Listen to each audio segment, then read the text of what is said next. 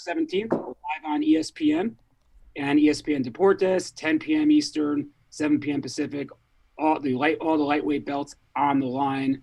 WBC, WBC franchise, WBA, WBO. Teofimo Lopez is IBF, and also Lommachenko is the Ring Magazine champion.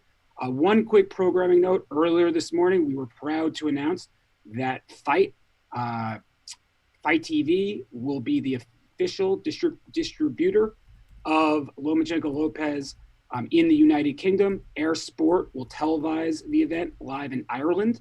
The Fight TV app, you can order that for £9.99. So we've got great partners in the UK and Ireland who are now signed on to provide the great boxing fans in those nations access to the fight. So before we begin with Lommachenko and your questions, we're going to keep it to one question per person because we have limited time here today. We want to get to as many people as possible. But before we get to the questions, I want to kick it to our CEO and chairman of Top Rank, Mr. Bob Arum. Bob, opening comments when you're ready, sir.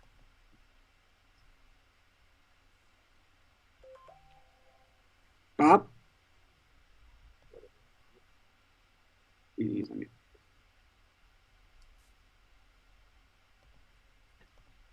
Bob.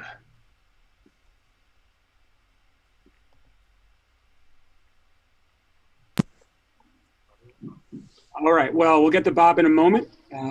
Joining us from Camarillo, California in his training camp is the champ, Vasiliy Lomachenko, and his manager, the multiple-time BWAA Manager of the Year, Mr. Agis Klimas, who will also be providing translation when needed and will be available to answer questions from the media as well. Vasiliy, welcome today, and can you talk to everybody in attendance today about preparation and how you're feeling 1 week before fight week? I feel great. Preparation was very good. We're ready on 100%, and we can't wait October 17. And Bob, if you are there, please go ahead. You are unmuted, sir. Okay. Well, I'm really looking forward to this fight, as is every boxing fan. I watched last week Loma train for the fight. Believe me, he is 150% ready for this fight. We talked with Teofimo yesterday, and he is confident and looks in great shape. This should be a tremendous battle, and all I can say is this has all the ingredients of a major event. I want to thank ESPN for giving us the wherewithal to do this event on free television. In these very difficult times, I think it would be unseemly to try to do an event like this on pay-per-view when so many people are really in harm's way and are out of work. Thank you, Bob. And as yesterday, anybody wants to ask Bob, Loma, or Agis a question, please use the raise hand mechanism on the Zoom or privately message me in the chat. And if you can't figure that out, do what some of you did yesterday, and you can just text me directly to ask a question. So I'm going to wait a few seconds while we get some hands raised over in the chat queue. Let's start out with Miguel Marquez. You are being asked to unmute, so please unmute and ask a question when ready, sir. Hi, Bob. How's it going? First of all, how's this fight going to compare to some of your classic fights that you've promoted in the past? Are you anticipating this to be an all-time classic? Well, it certainly has the ingredients. But of course, like everything else, it will depend on how the fight unfolds on October 17th. But certainly it has the ingredients to be a real classic. But again, one never knows. Look what happened on Saturday. Two guys, good fighters, relatively unheralded, and they gave a fight for the ages, Baranchik and Zepeda. So I hope this will be a great fight, and we'll see on October 17th. Thank you, Miguel. And now we move over to Keith Idek from Boxing Scene. Please go ahead when ready, sir.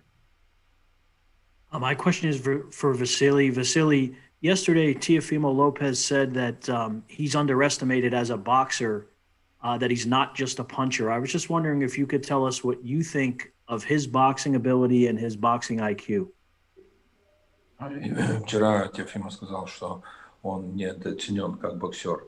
Хотели бы услышать твое мнение про его боксинг IQ и про его... So we can check it at October 17. He has a good punch. He has a very good speed. He has IQ. He's young. He's hungry. But we'll see. We always can compare our level in the ring, our boxing skill, only then we fight with top fighters. Thank you very much, Keith. And next week we go to our first question over from the UK, where again it'll be available on Fight on the DTC platform. Umar Ahmed, please go ahead when ready, sir. Hi, Vasiliy. Hope we're all doing well. Of course, in the build-up, we've heard a lot of trash talk from Teofimo and his father. It seems like there's a personal element for them when they fight you. Is there any personal feeling towards Teofimo as you go into this fight? Есть какие-то персональные чувства за то, что и папа, и он говорят полностью вот этот трэш? Absolutely not. I have a goal, I have a dream, and he hold a belt, IBF title, and I need this belt.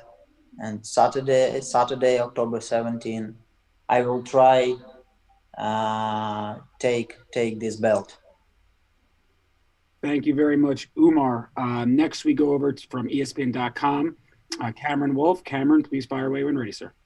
Yeah, this is for Bob first, and maybe Vasiliy can jump in as well. Obviously, Vasiliy has been one of the best pound-for-pound boxers, for years now. What does a win on October 17th mean for him and maybe his legacy?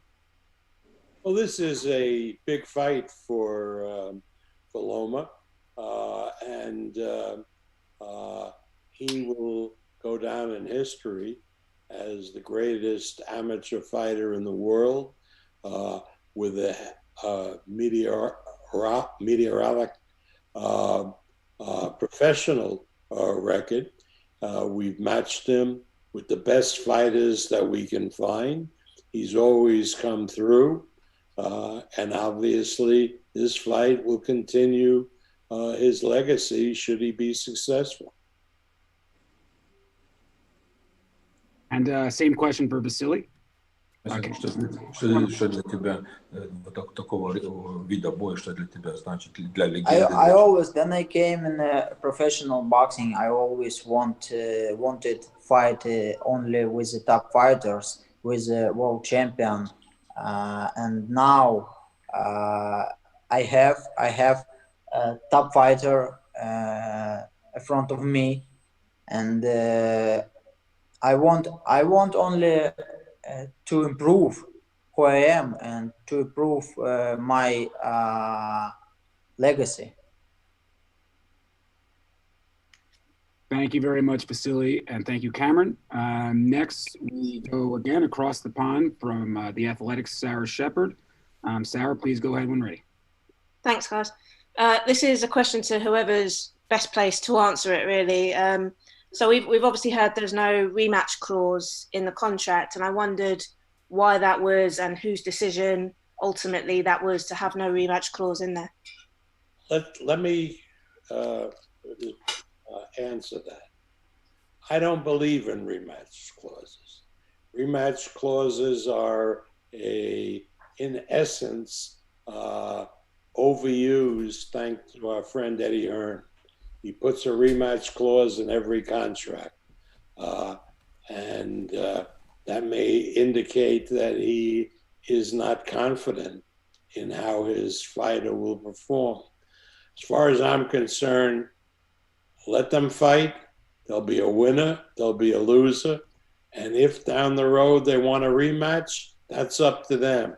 But I'm not requiring, and I don't like to require, a rematch in any contract that I do. Thanks, Bob. All right. Next, we go over to Marquise Johns. Marquise, please go ahead when ready. Thank you, Evan. Question just for Vasiliy on this one, actually. Just after this unification bout at 135, did you have any plans on actually staying at 135, or were you had the ideas of moving down afterwards? It depends what happened after this fight. It depends what we can organize. I can fight 130 and 135. For me, it doesn't matter. What better choice will be? I choose best choice for me. All right. Thank you very much for that. Carlos Toro, please go ahead when ready, sir. Thanks so much for taking time to talk to us. Bob, I remember a couple of weeks ago on the Josh Taylor, Jose Ramirez media call, you were talking about potentially having some type of protocol that would maybe allow fans to enter events starting maybe in December. And then obviously in this one, you're going to having first responders, not necessarily paying fans for Lommachenko versus Lopez. Is this event sort of maybe a trial run for that protocol that you've been working with the state of Nevada, or is this just a one-time thing as you sort of try to keep working on making a protocol to get paying fans into events? That is absolutely correct. This is a trial run to see how this works with the protocol and so forth. The 250 people who will be watching the event, other than the usual people that we've had in the bubble, will have to follow the protocols. We want to make sure that they're safe, and that will, I believe, lead to paying fans in the future on a limited basis. We're working very, very closely with the Athletic Commission and with the governor's office. Governor Sisolak has done a tremendous job keeping this coronavirus under control, and we're going to be very safe and cautious. But you're absolutely right. We hope this will lead to events where we can have paying spectators, safe distance, and a limited basis. For example, if we go into the Allegiant Stadium in Las Vegas, which seats 65,000 in the stands, another 10,000 on the turf, probably hope to maybe put 15,000 people at most in. So again, we're all working very, very hard. We worked really hard to get the bubble going. Everybody cooperated. The state was fantastic, the Athletic Commission. And now we're moving on to the next step, because who the hell knows when this coronavirus scare will be over, when we will get a safe and working vaccine. So we have to really make these one step at a time.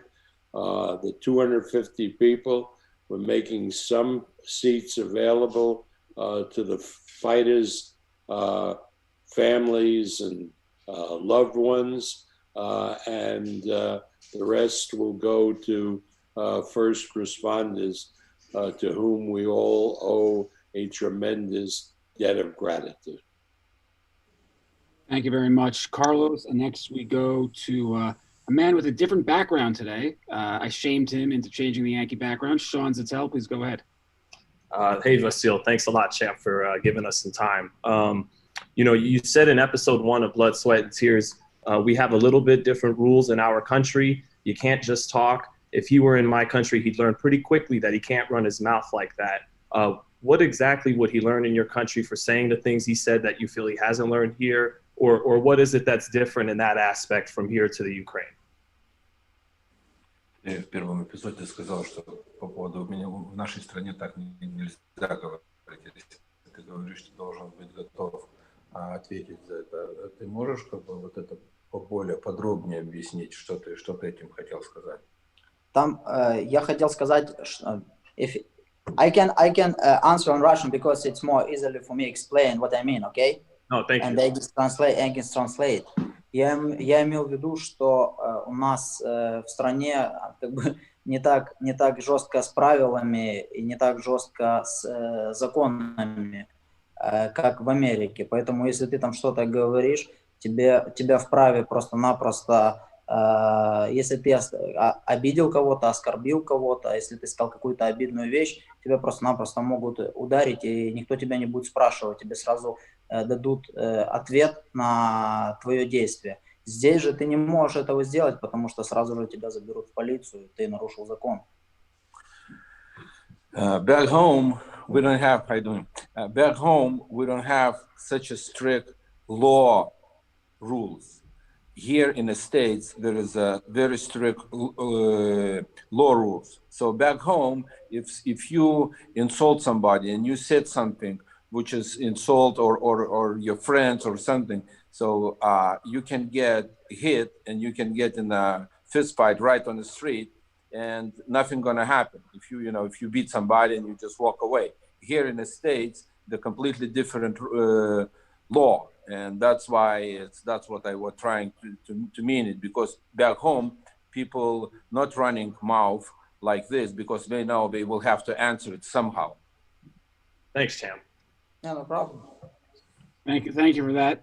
Next, we go back to the UK to Gareth A. Davies. Gareth, please unmute and ask your question when ready, sir.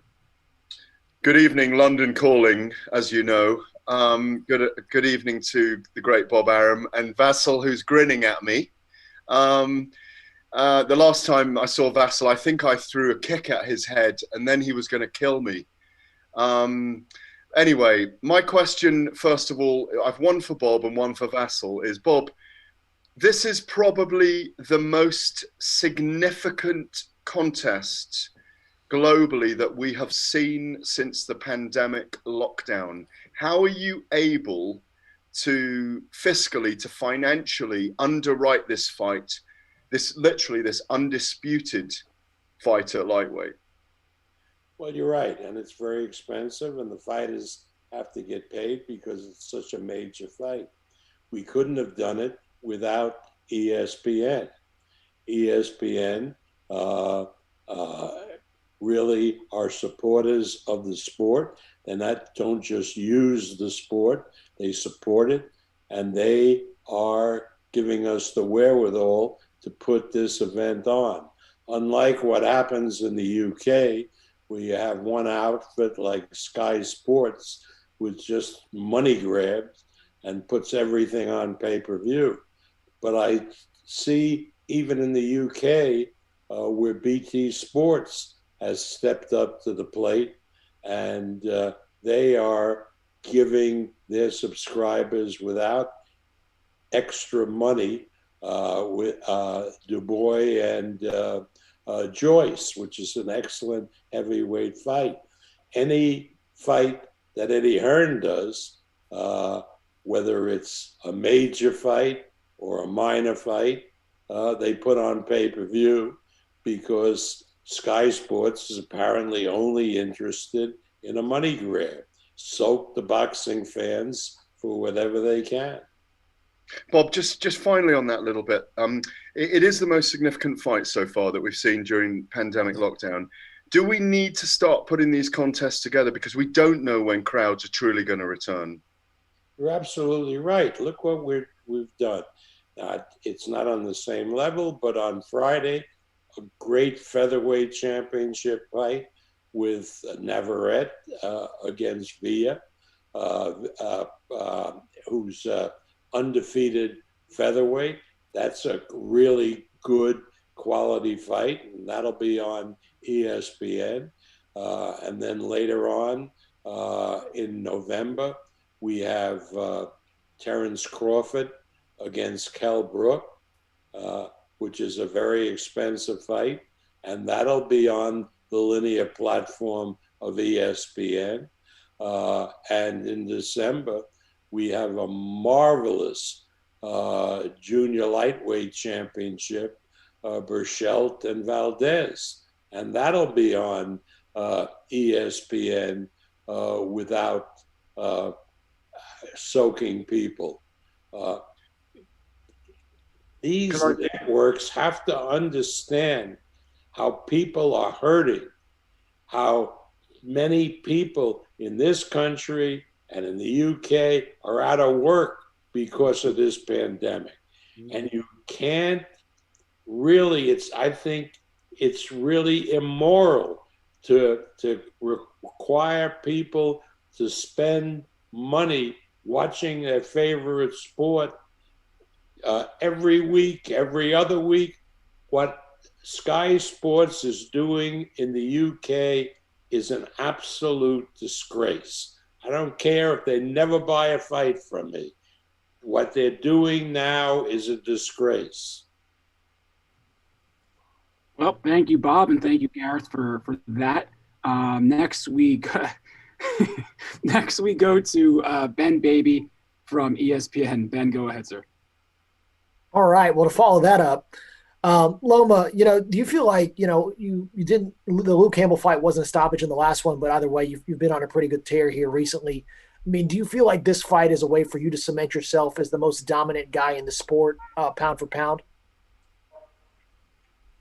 Ты был уже в больших боях. Ты думаешь, что этот бой для тебя будет самый большой бой, которого ты пройдешь? I don't know. I can compare after this fight and I can answer on this question, but we'll see. I know he's a top fighter. He is a good fighter. It will be not easy for me, but we'll see. Thank you very much. We just a heads up, we only got a couple more questions left because Loma's got to get out of here around the top of the hour. And just a reminder, this will be available on our Top Rank YouTube channel after it's done. So, and all content providers out there, feel free to take content from this presser and share to your viewers and listeners as well. We have no issue. With that. So, a couple more questions. We go to Adriana Jimenez. I've asked you to unmute, so please unmute and ask your question. Hi, Vasiliy. Hope you're doing well. Looking forward to the fight. I'm curious to see your thoughts and your reaction when you hear when Teofimo Lopez so confidently says that he feels like he'll win, but not just a regular win, but he's able to knock you out. I'm curious to see what your thoughts are when you hear that, and how do you visualize yourself winning that night? Когда ты слышишь, что Теофимо Лопес говорит, что он тебя нокаутирует, не только выиграет, а он тебя еще и нокаутирует, что ты можешь прокомментировать по поводу этого, когда ты слышишь? Я слышал, I heard this a lot of time from a lot of boxers. But it's not mean. Then you come in the ring, you forgot about your words, and you forgot about what you promised. You just try boxing, and you just try fighting. So for me, it's just trash talk. For me, it's just the words. We'll see what happens in the ring. Thank you very much, Adriana. And